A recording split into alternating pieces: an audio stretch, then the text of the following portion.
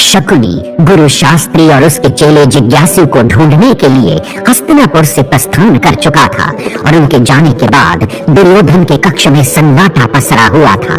दुर्योधन अत्यधिक क्रोधित था और मैदान के घटना चक्र को वो भूल नहीं पा रहा था। उसे ऐसे परेशान देखकर सभी कौरवगण और स्वयं कर्ण भी चिंतित थे। सभी को उसके आदेश का इंतजार था, किंतु दुर्योधन शांत बैठा मन ही मन कुछ सोच रहा था। फिर अचानक वो उठकर कक्ष में घूमने लगा और सभी से बोला, कृपया आप सभी लोग कक्ष से बाहर चले जाएं।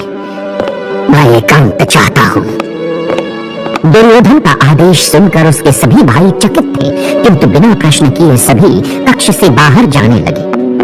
कर्ण को भी बाहर जाता देख दुर्योधन ने उन्हें रुकने के लिए कहा, मित्र कर्ण, तुम तनिक ठहरो, मैं तुमसे कुछ बात करना चाहता हूं। वो उसकी बात सुनकर कक्ष में ही रुक गए और उसके पास आकर बोले, मित्र दुर्योधन, मैं पुनः क्षमा चाहता हूं। तुम्हारी इस व्याकुलता का जिम्मेदार कहीं न कहीं मैं भी हूं। आज जो कुछ हुआ उसे मैं भी रोक नहीं पाया। कर्ण की बात सुनकर दुर्योधन ने उन्हें रोकते हुए कहा, नहीं मित्र नहीं, इसमें तुम्हारा कोई दोष नहीं है। यदि इसमें किसी का दोष है तो उस मनुष्य का जो मेरी प्रेयसी को लेकर चला गया और साथ ही उन साधुओं का जिन्होंने उसकी सहायता की। ये कहते हुए दुर्योधन ने अपने सामने के स्तंभ पर जोरदार लात मारी, जिससे स्तंभ में दरार आ गई। कर्ण ने उसे रोकते हुए कहा, शांत मित्र दुर्योधन, शांत। इस तरह रोष व्यक्त करने से कोई लाभ नहीं होगा। स्वयं को संभालो और यह आक्रोश उन साधुओं और उस मनुष्य के लिए बचा कर रखो। कर्ण उसे पास ही रखे सिंहासन के पास लाए और उसे बैठने का इशारा करने लगे। नहीं मित्र कर्ण, मैं अब और शांति से नहीं बैठ सकता। मुझे शांति तभी मिलेगी जब उन धूर्तों को सजा देकर मैं अपनी प्रेयसी को यहाँ वापस लाऊंगा। दुर्योधन उससे कहने लगा। दुर्योधन की बात सुनकर कर्ण बोले, ठीक है मित्र, मैं अवश्य ही इसमें तुम्हारा साथ दूंगा और हम शीघ्र ही उन्हें ढूंढकर यहाँ ले आएंगे। तो चलो मित्र, अब और विलंब करना उचित नहीं, हम अभी उनकी खोज में निकलेंगे। दुर्योधन ने कक्ष के द्वार पर पहुंचते हुए कहा। दोनों आवेश में कक्ष से बाहर निकल गए और कौरव भाइयों और सैनिकों को साथ लेकर वे दोनों महल से जंगल की ओर प्रस्थान कर गए। वहीं दूसरी ओर पांडव रुद्र और श्रुति को ढूंढते हुए एकलव्य की झोपड़ी के बहुत नजदीक आ चुके थे। एकलव्य पेड़ों के पीछे से छिपकर उन्हें देख रहे थे। सभी पांडव अब उनके ठीक सामने थे। वो साधुओं के भेष में थे, इसलिए एकलव्य उन्हें पहचान नहीं पाए। अवश्य ही ये दुर्योधन के भेजे हुए सैनिक होंगे जो उन दोनों का पीछा करते हुए यहाँ तक आ गए हैं, किंतु अब ये वापस नहीं जा पाएंगे। एकलव्य खुद से बात करते हुए सभी पांडवों के ऊपर तीरों की बौछार करने लगे। इस अचानक हुए हमले से पांडव चौंक गए और कुछ समझ नहीं पाए। सभी जल्दी से पेड़ों के पीछे छिप गए और आपस में इस अचानक हुए हमले के बारे में बात करने लगे। कौन है ये जो इस तरह से तीर वर्षा कर रहा है? क्या कोई राक्षस है या कोई मनुष्य? सहदेव ने अर्जुन की तरफ देखते हुए पूछा। नहीं अनुज, ये कोई राक्षस नहीं, मनुष्य ही है और इसकी धनुर्विद्या से पता चलता है कि ये अवश्य ही एकलव्य है। अर्जुन के मुंह से इतना सुनते ही भीम गुस्से में कहने लगे, अगर ये वो वीर धनुर्धर एकलव्य है तो ये कायरों की तरह छिपकर क्यों वार कर रहा है?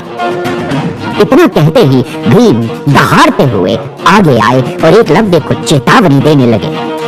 ए कायर मनुष्य, अगर सच में तुम एक योद्धा हो तो सामने आओ और मुझसे युद्ध करो। भीम की दहाड़ इतनी तेज थी कि झोपड़ी में बैठे रुद्र और श्रुति ने भी सुन ली थी। रुद्र, ये तो भीम भैया की आवाज है। रुद्र जल्दी से उठकर खड़ा हो गया और कहने लगा, हाँ श्रुति, लगता है वो हमें ढूंढते ढूंढते यहाँ पहुंच गए हैं। श्रुति अचानक परेशान होते हुए बोली, तो क्या एकलव्य भैया ने उन्हीं की आवाज सुनी थी जंगल में? इतना कहने के साथ ही दोनों के चेहरे का रंग उड़ गया। दोनों डर गए और जल्दी से झोपड़ी के बाहर भागे। इससे पहले कि देर हो जाए और एकलव्य भाई उन्हें शत्रु समझकर उनसे युद्ध करने लगे, हमें जल्दी से जाकर उन्हें रोकना होगा। चलो जल्दी चलो श्रुति। रुद्र घबराता हुआ बोला और वो दोनों तेजी से जंगल की तरफ दौड़ने लगे। यहाँ अर्जुन पेड़ के पीछे से छिपकर ही भीम को शांत करने के लिए धीरे से बोलने लगे। शांत भ्राता श्री शांत, हमें अभी अपनी पहचान गुप्त रखनी है। कहीं आपकी गर्जना सुनकर उसे ज्ञात न हो जाए कि आप भीम हैं।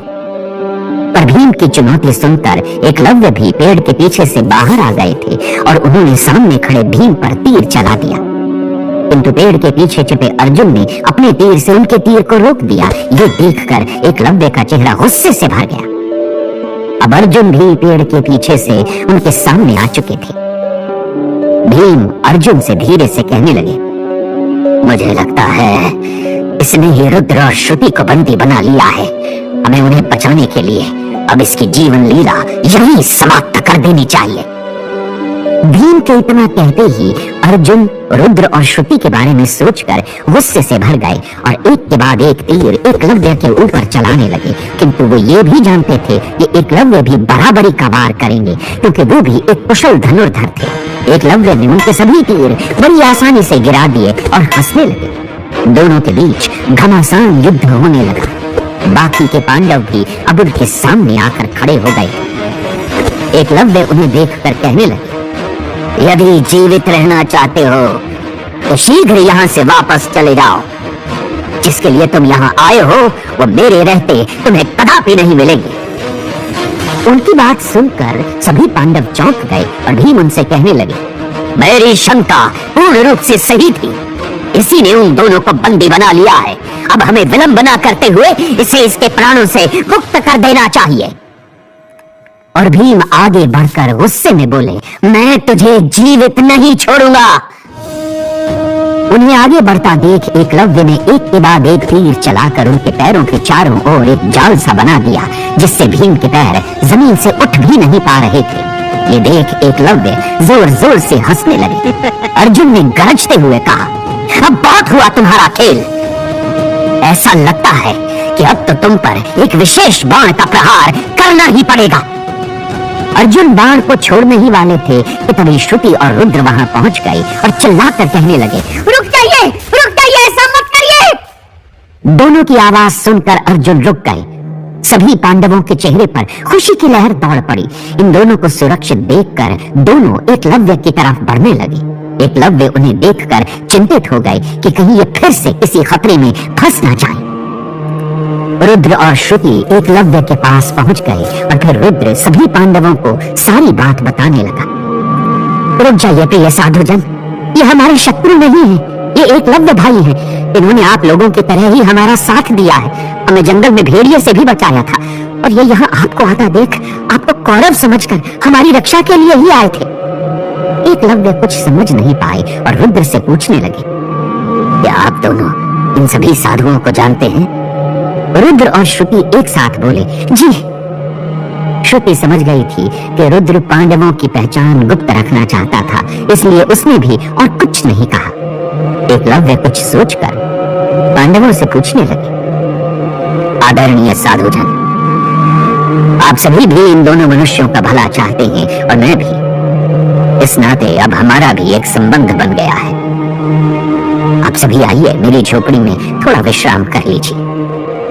फिर एकलव्य ने अर्जुन की तरफ देखते हुए कहा, गुरुजन, आप तो धनुर्विद्या में बहुत ही महारथी जान पड़ते हैं। आपको देखकर हमें अपने अर्जुन की याद आ गई। पांडवों के चेहरे पर चिंता के भाव आ गए थे कि कहीं एकलव्य उन्हें पहचान न ले। और तभी श्रुति ने बात को संभालते हुए कहा, मुझे थोड़ी प्यास लगी है, क्या आपकी कुटिया पर चलकर थोड़ा पानी पी सकती हूँ? हाँ, अवश्य, आप सभी भी आइए। भीम ने अपना पैर झटका और मजबूत तीरों के जाल को तोड़ दिया।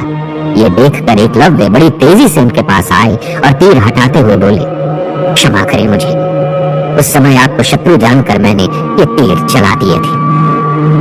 अब सभी झोपड़ी की तरफ बढ़ गए। चलते चलते श्रुति ने रुद्र और पांडवों की तरफ देखा। सभी उसकी समझदारी से खुश थे।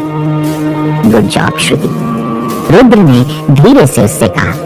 झोपड़ी में पानी पीने और कुछ देर विश्राम करने के पश्चात युधिष्ठिर ने आगे बढ़कर एकलव्य की ओर जाते हुए कहा, वीर, तुमने इन दोनों की सुरक्षा अपने हाथ में लेकर इनका जीवन ही नहीं अपितु हमारे वचन को भी सुरक्षित किया है। हम तुम्हें धन्यवाद देते हैं। अर्जुन रुद्र की तरफ देखते हुए एकलव्य से बोले, अब हम सभी को अपने आश्रम के लिए प्रस्थान करना पड़ेगा और फिर इन दोनों को इनके युग में वापस भेजने का भी जल्द ही कोई हल निकालना है। अब हम सभी को आप आज्ञा दें।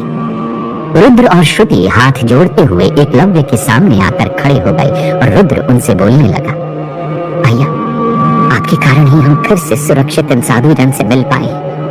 थैंक यू सो मच, मतलब आपका बहुत बहुत धन्यवाद। एकलव्य ने उसकी ओर बढ़कर उसके कंधे पर हाथ रखते हुए कहा, मैंने नहीं, तुमने स्वयं ही अपने आप को और श्रुति को सुरक्षित रखा है। तुम दोनों बहुत बहादुर हो। अपना ख्याल रखना और आगे भी कभी भी मेरी सहायता की आवश्यकता पड़े तो मैं यहीं अपने इस जंगल में ही मिलूंगा। आ जाना। सभी झोपड़ी से बाहर निकलने लगे। एकलव्य हाथ जोड़कर झोपड़ी के द्वार पर खड़े थे कि तभी श्रुति को कुछ याद आया और उसने वापस मुड़कर उनसे कहा, एकलव्य भैया, मैं आपको एक उपहार देना चाहती हूँ, आप मना मत कीजिएगा। आपने इतने सारे लॉकेट गले में पहने हैं, मैं आपको अपना ये लॉकेट देना चाहती हूँ। श्रुति ने अपने गले से प्रोफेसर शास्त्री का दिया हुआ लॉकेट उतारकर एकलव्य को दे दिया, जिसे लेकर वो प्रसन्नता से उसे देखने लगे और उन्होंने उसे अपने गले में डाल दिया। रुद्र और श्रुति अब पांडवों के साथ आगे जंगल में दूसरी तरफ निकल गए। यहाँ प्रेजेंट टाइम में अपनी लैब में प्रोफेसर ये सब देखकर गुस्से से तिलमिला उठे। और ये क्या किया तुमने श्रुति? तुम पागल हो गई हो क्या? नहीं नहीं, वापस लो उससे मेरा लॉकेट। तुम अपनी बेवकूफी से मेरे प्लान को डिस्टर्ब नहीं कर सकती हो। प्रोफेसर गुस्से में अपनी मेज पर हाथ मारते हुए खड़े हो गए और फिर से स्क्रीन को देखकर कहने लगे, अरे कोई बात नहीं, तुमने अपना लॉकेट भले ही एकलव्य को दे दिया हो, लेकिन अभी भी तुम दोनों की एक्टिविटीज रुद्र के लॉकेट में लगे कैमरे की मदद से देख सकता हूँ। सब रुद्र कोई पागलपन न कर बैठे। प्रोफेसर अपना गुस्सा कंट्रोल करते हुए वहां से चले गए। अब रुद्र और श्रुति फिर से पांडवों के साथ थे। अर्जुन दोनों से बोले, आज तुम दोनों की समझदारी से हमारी पहचान एकलव्य के सामने नहीं आई, उसके लिए बहुत बहुत आभार। रुद्र एकदम से बोल पड़ा, अर्जुन भैया, आप सभी हमारी इतनी सहायता कर रहे हैं तो क्या हम आप सभी के लिए इतना भी नहीं कर सकते? फिर युधिष्ठिर सभी से बोलने लगे, अब हमें शीघ्र ही आश्रम लौट जाना चाहिए। माता कुंती हमारी प्रतीक्षा कर रही होंगी। आश्रम की ओर जाते हुए रुद्र ने उन्हें पूरा घटनाक्रम बताते हुए कहा, हम दोनों जब मैदान से निकले तो कुछ समझ नहीं पाए कि अब कहाँ जाएं। कौरवों को आता देख हम बाजार में छिप गए और फिर वहां से जंगल आ गए और यहाँ तो पूछो ही मत, पहले अचानक से सांप आ गया और फिर वो भेड़िया। मुझे तो एक पल के लिए लगा कि अब तो गए, लेकिन शुक्र है अचानक से एकलव्य भैया ने आकर हम दोनों को बचा लिया। सभी को उसकी बातों में आनंद आ रहा था, लेकिन श्रुति को शांत देख युधिष्ठिर पूछने लगे, क्या हुआ श्रुति, तुम इतनी शांत क्यों हो? क्या कोई बात है जो तुम्हें परेशान कर रही है? युधिष्ठिर की बात सुनकर रुद्र का भी ध्यान उसकी ओर गया। श्रुति बोलने लगी, नहीं, मैं परेशान नहीं हूँ, बस यही सोच रही हूँ कि अब हम वापस कैसे जा पाएंगे, क्योंकि डिवाइस तो वहां मैदान में ही छूट गई थी और अब हमारे पास तो कोई और रास्ता भी नहीं है। क्यों, सही कहा ना रुद्र? उसने रुद्र की तरफ देखते हुए कहा। रुद्र समझ गया कि श्रुति का इशारा उस लेटर की तरफ है, लेकिन वो चुप रहा और सामने देखकर चलने लगा। अर्जुन श्रुति की बात सुनकर कहने लगे, तुम चिंता मत करो श्रुति, हम जल्दी ही इस समस्या का कोई ना कोई समाधान ढूंढ निकालेंगे। अभी अर्जुन की बात खत्म हुई ही थी कि उन्हें सामने से कुछ सैनिक आते दिखाई दिए। ये वही सैनिक थे जो दुर्योधन और कर्ण के साथ इन सभी को ढूंढने के लिए आए थे। सैनिकों को सामने देखकर युधिष्ठिर ने रुद्र और श्रुति को अपने पीछे कर लिया और बाकी सभी पांडव भी सतर्क हो गए। ये देख श्रुति परेशान होकर कहने लगी, हम जल्द से जल्द यहाँ से वापस नहीं जा पाए तो दुर्योधन बार बार हमें ढूंढने के लिए ऐसे ही अपने सैनिकों को भेजता रहेगा और हमारे कारण बार बार आप सभी को कठिनाइयों का सामना करना पड़ेगा। उसकी बात सुनकर भीम कहने लगे, ये हमारे लिए कोई कठिनाई नहीं है, तुम दोनों इसकी चिंता बिल्कुल मत करो। परेशानी तो इन शत्रुओं के लिए अब मैं पैदा करूंगा। भीम, आवेश से काम न लो, अभी हमारे लिए यहाँ से निकलना महत्वपूर्ण है, न कि इनसे युद्ध करना। इन सैनिकों के साथ अवश्य ही दुर्योधन और कर्ण भी आए होंगे। युधिष्ठिर भीम को समझाते हुए बोले और सभी को उनकी बात उचित लगी और वो लोग छिपकर वहां से निकलने लगे, किंतु सिपाहियों ने उन्हें देख लिया। वो रहे छिपकर भाग रहे हैं, पकड़ो पकड़ो, अति शीघ्र युवराज को सूचित करना होगा। चिल्लाते हुए सिपाही उनकी ओर दौड़े। श्रुति गुस्से में रुद्र को देखने लगी और मन ही मन बोलने लगी, रुद्र, उस लेटर को यूज न करने की तुम्हारी जिद एक के बाद एक नई मुसीबतों को दावत दे रही। Oh God, please help us। सवाल, क्या अब फिर रुद्र और श्रुति पकड़े जाएंगे या फिर श्रुति के सब्र का बांध टूटेगा?